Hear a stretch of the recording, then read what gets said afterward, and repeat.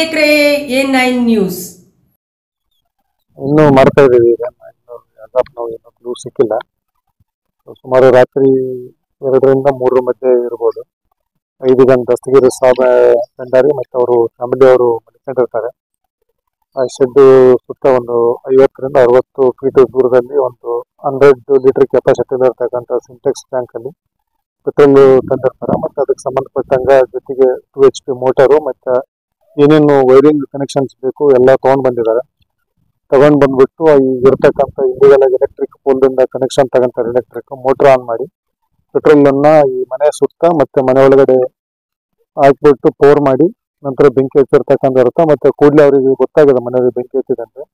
ದಸ್ತಗಿರಿ ಸಾಬು ಮತ್ತೆ ಏನು ಸುಬಾನು ಮತ್ತೆ ಇರ್ತಕ್ಕಂಥ ಅವ್ರ ಮೊಮ್ಮಗ ಸಿದ್ದಿಕ್ ಅವರು 3 ಜನ ಹೊರಗಡೆ ಬಂದಿದ್ದಾರೆ. ಮತ್ತೆ ಒಳಗಡೆ ಇರ್ತಕ್ಕಂಥ ಇಬ್ರು ಏನು ಜೈಬಾನು ಮತ್ತೆ ಶಬಾನ ಅವರಿಬ್ರು ಅಲ್ಲೇ ಸ್ಥಳದಲ್ಲೇ ಮೃತಕರು ಇದೆ. ಇದರ ಪ್ರಕರಣ ನಾವು ಮುಧೋಳ ಪೊಲೀಸ್ ಸ್ಟೇಷನ್ದಲ್ಲಿ ಒಂದು ಕೊಲೆ ಮತ್ತು ಕೊಲೆ ಯತ್ನಕ್ಕೆ 2 ಕೂಡ ಪ್ರಕರಣ ದಾಖಲು ಮಾಡಿಕೊಂಡಿದ್ದೀವಿ.